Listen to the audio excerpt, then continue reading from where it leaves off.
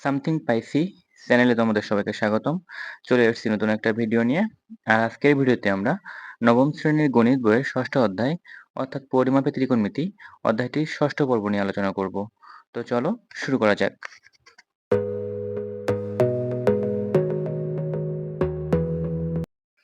আজকের এই পর্বে আমরা 154 পৃষ্ঠায় যে সমস্যা 3 আছে সেই সমস্যা 3 আমরা সমাধান করব। তো এখানে বলা হয়েছে যে একটি খুঁটি এমনভাবে ভেঙে পড়ল যে তার অবিচ্ছিন্ন অংশটি খুঁটির গোড়া থেকে 10 মিটার দূরে মাটি স্পর্শ করে। মাটিতে খুঁটিটির স্পর্শ বিন্দুর অবনতি কোণ 30 ডিগ্রি হলে সম্পূর্ণ খুঁটিটির দৈর্ঘ্য কত? তো আমাদের যে অংশগুলো লাগবে সেটুকু আমরা একটু মার্ক করি। এখানে বলা হয়েছে যে এমনভাবে ভেঙে পড়লো যে তার অবিচ্ছিন্ন অংশ। তো এই অবিচ্ছিন্ন অংশ, এই অংশটা আমাদের কাজে লাগবে।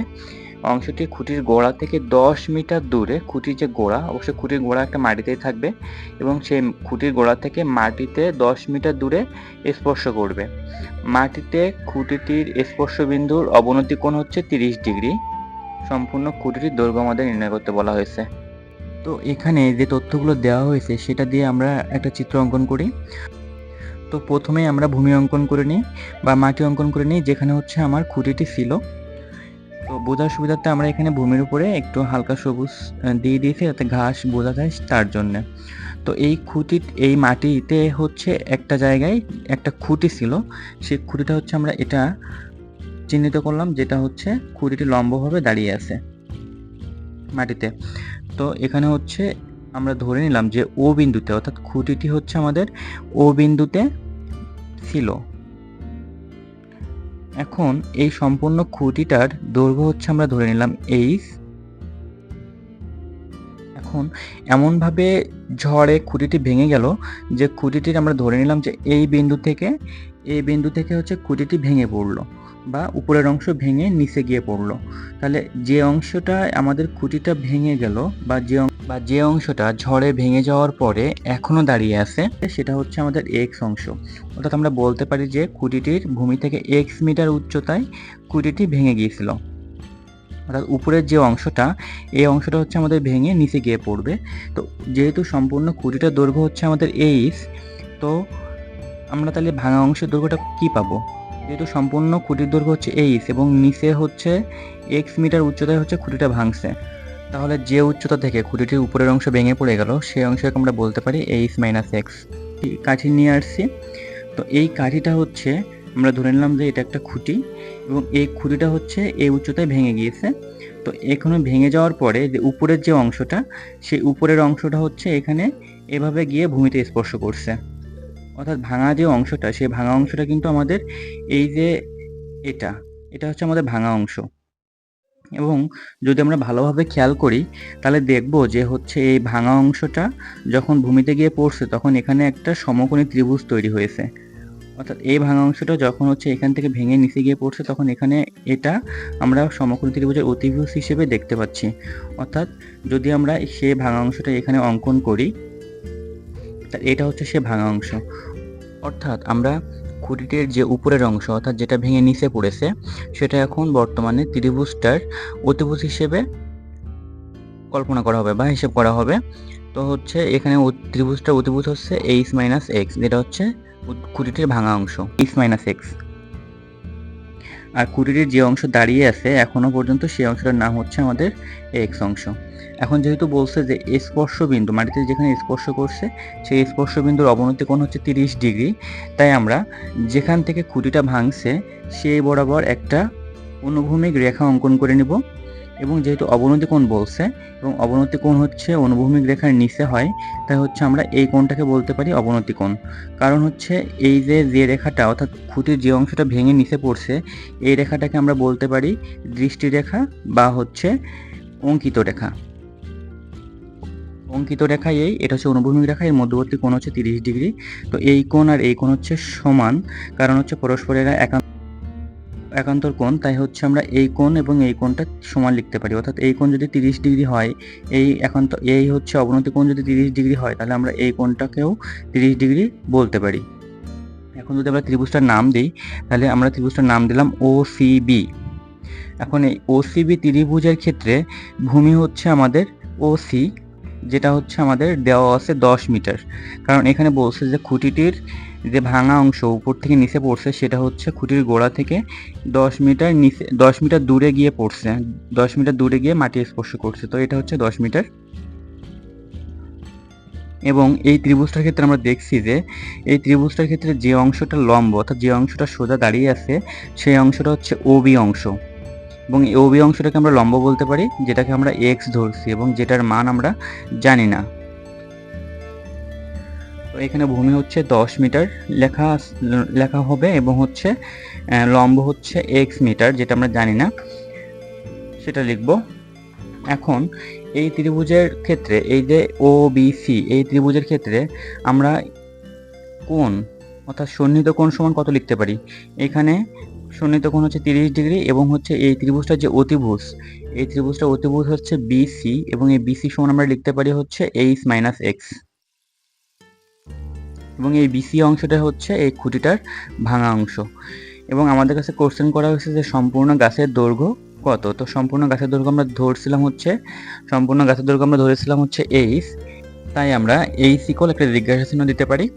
এখন আমাদের যেহেতু এখানে সম্পর্ক হচ্ছে ভূমির সাথে লম্বের সম্পর্ক, অর্থাৎ ত্রিভুজটা যদি আমরা হিসেব করি তাহলে আমাদের এখানে ভূমির সাথে লম্বের সম্পর্ক এবং লম্বের মানটা আমাদের বের করতে হবে, তাই আমরা ট্যানের সূত্র অ্যাপ্লাই করতে পারি। তো আমরা জানি যে ট্যান থিটা ইকুয়াল হচ্ছে লম্ব বাই ভূমি। তো ট্যান থিটা ইকুয়াল লম্ব বাই ভূমি, এখানে হচ্ছে থিটার মান হচ্ছে 30 ডিগ্রি, যেটা হচ্ছে লেখা হয়নি, তোমরা একটু বুঝে নিও। তো ট্যান থিটার হচ্ছে 30 ডিগ্রি এবং হচ্ছে লম্বের মান হচ্ছে এক্স, ও বিসি ত্রিভুজটার ক্ষেত্রে লম্বের মান হচ্ছে এক্স এবং হচ্ছে ভূমির মান হচ্ছে 10। সেক্ষেত্রে আমরা ট্যান 30 ডিগ্রি ইকুয়াল লিখতে পারি এক্স বাই 10 এবং ট্যান 30 ডিগ্রির মান হচ্ছে 1/√3, যেটা হচ্ছে মুখস্থ মান, এবং হচ্ছে এক্স বাই 10 আমরা লিখতে পারি। তাহলে আমরা এখন যদি আর গুণন করি তাহলে 10 1 এর সাথে 10 যখন আর গুণন হয়ে যাবে তাহলে 10ই হবে এবং x এর সাথে √3 হয়ে গেলে হচ্ছে x√3 হবে। তাহলে আমরা লিখতে পারি যে x√3 ইকুয়াল হচ্ছে 10। এখন x এর সাথে √3 গুণ আকারে আছে, এটা ওপাশে গিয়ে ভাগ হয়ে যাবে, তাহলে আমরা x ইকুয়াল লিখতে পারি 10/√3। তো 10 কে যদি আমরা √3 দিয়ে ভাগ করি তাহলে কত মান আসে, চলো আমরা ক্যালকুলেটর ইনপুট দিয়ে দেখি। আমাদের মান আসে হচ্ছে 5.77। তো x এর একটা মান পেয়েছি আমরা 5.77। তো 77 কে আমরা 8 লিখতে পারি, অর্থাৎ আমরা x এর মান পেয়েছি 5.8। অর্থাৎ খুঁটিটার যে অংশ আমাদের ভূমিতে পড়েনি অর্থাৎ দাঁড়িয়ে আছে, এখনো সোজাসুজি দাঁড়িয়ে আছে, সেই অংশটার দৈর্ঘ্য হচ্ছে আমাদের 5.8 মিটার।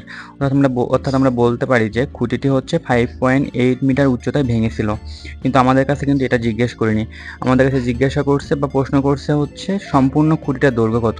তো সম্পূর্ণ খুঁটিটার দৈর্ঘ্য যদি আমাদের জানতে হয় তাহলে আমাদের ভাঙা অংশটার দৈর্ঘ্য জানতে হবে, অর্থাৎ যে অংশটা ভেঙে আমাদের নিচে পড়ে গিয়েছিল সেই অংশটার দৈর্ঘ্য জানতে হবে, এবং যে অংশটা খুঁটিটার যে অংশটা এখনো পর্যন্ত সোজা দাঁড়িয়ে আছে সেই অংশটার দৈর্ঘ্য আমাদের জানতে হবে, এবং দুইটা দৈর্ঘ্য জানার পরে আমরা যোগ করলে হচ্ছে আমরা হচ্ছে সম্পূর্ণ খুঁটিটার দৈর্ঘ্য পেয়ে যাব। তো আমরা যেহেতু হচ্ছে এক্স এর মান পেয়েছি তাই আমরা বলতে পারি যে খুঁটিটার যে অংশ দাঁড়িয়ে আছে সেই অংশটার দৈর্ঘ্য আমরা পেয়েছি। এখন হচ্ছে আমরা খুঁটিটার যে অংশ ভেঙে পড়ে গিয়েছিল সেই অংশটার দৈর্ঘ্য আমরা জানবো। তো সেই ক্ষেত্রে আমাদের সম্পর্ক আসবে অতিভুজের সাথে ভূমির, অর্থাৎ এই ত্রিভুজটার ক্ষেত্রে যদি আমরা কল্পনা করি তাহলে আমাদের অতিভুজ এবং ভূমির সম্পর্ক কল্পনা করতে হবে।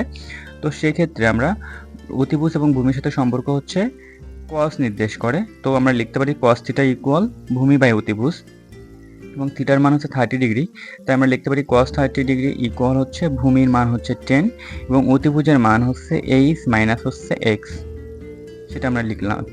এখন cos 30 ডিগ্রির মান আমাদের জানতে হবে, তো cos 30 ডিগ্রির মান হচ্ছে √3/2, সেটা আমরা লিখলাম যে cos 30 ডিগ্রির মান হচ্ছে √3/2 এবং এর পাশে ইকুয়াল দিয়ে লিখতে পারি 10 বাই হচ্ছে h মাইনাস x। তো আমরা কিন্তু যদি আমরা আর গুণন করি এখানে তাহলে হচ্ছে আমরা কি লিখতে পারি 10 কে 2 দিয়ে গুণ করলে হবে হচ্ছে 20 এবং √3 কে h মাইনাস x দিয়ে গুণ করলে হবে হচ্ছে √3 ইন্টু h মাইনাস x, এটা আমরা লিখতে পারি। তো এখানে √3টা হচ্ছে h মাইনাস x এর সাথে গুণ আকারে আছে, এটা ওপাশে গেলেই হচ্ছে ভাগ হয়ে যাবে। তো হচ্ছে আমরা h মাইনাস x ইকুয়াল লিখতে পারি 20 বাই হচ্ছে √3, এটা আমরা লিখতে পারি। এখন এক্স এর একটা মান আমরা পেয়েছি, তাহলে এক্স এর মানটা আমরা বসিয়ে দিলাম। তাহলে আমরা লিখতে পারি যে এইচ মাইনাস এক্স এর মান হচ্ছে 5.8। তাহলে এইচ মাইনাস 5.8 ইকুয়াল ওপাশে আমাদের 20 মাইনাস হচ্ছে √3। তো আমরা 20 মাইনাস √3 এর একটা মান পাবো, সেটা হচ্ছে 11.54 বা হচ্ছে 11.5 আমরা লিখতে পারি। এবং এবং এখানে যে এইচ এর সাথে -5.8 ছিল, এটা ওপাশে গিয়ে হবে হচ্ছে প্লাস। এখানে যে 5.8 এইচ এর সাথে মাইনাস আকারে ছিল, এটা ওপাশে গেলে প্লাস হয়ে যাবে। তাই আমরা লিখতে পারি যে এইচ ইকুয়াল এখানে 20 বাই হচ্ছে √3 এর মান আসছিল 11.54 এবং -5.8 ওপাশে গেলে হবে হচ্ছে +5.8। তাহলে এইচ এর এই দুইটা যোগ করলে এইচ এর যে মান আসবে সেটা হচ্ছে আমার 17.34 মিটার। তাহলে আমরা এইচ এর একটা মান পেয়েছি 17.34 মিটার, এবং এইচটার মান কিন্তু ছিল হচ্ছে আমার সম্পূর্ণ খুঁটির দৈর্ঘ্য। অর্থাৎ আমরা চিত্রে কিন্তু চিহ্নিত করছিলাম যে সম্পূর্ণ খুঁটির দৈর্ঘ্য আমরা ধরেছিলাম হচ্ছে এইচ। এইচ এর মান কিন্তু আমরা পেয়ে গেছি, যে এখানে চিত্রে সম্পূর্ণ খুঁটিটির দৈর্ঘ্য আমরা ধরেছিলাম হচ্ছে এইচ, সেই এইচ এর মান কিন্তু আমরা পেয়েছি। অর্থাৎ এইচ এর মান পেয়েছি আমরা 17.34 মিটার। তাহলে আমরা বলতে পারি হচ্ছে সম্পূর্ণ খুঁটির দৈর্ঘ্য হচ্ছে 17.34 মিটার, যেটা আমাদের প্রশ্নে জিজ্ঞেস করছে যে সম্পূর্ণ খুঁটিটির দৈর্ঘ্য কত।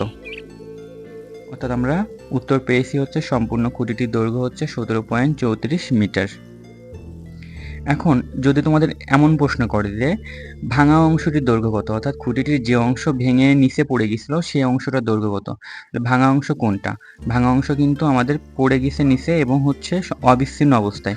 অবিচ্ছিন্ন অবস্থায় যেহেতু পড়ে গিয়েছে, তাই আমরা অতিভুজটাকে অর্থাৎ ত্রিভুজের অতিভুজটাকে আমরা ভাঙা অংশ কল্পনা করতে পারি, এবং ত্রিভুজের ভাঙা অংশটার নাম হচ্ছে এইচ মাইনাস এক্স।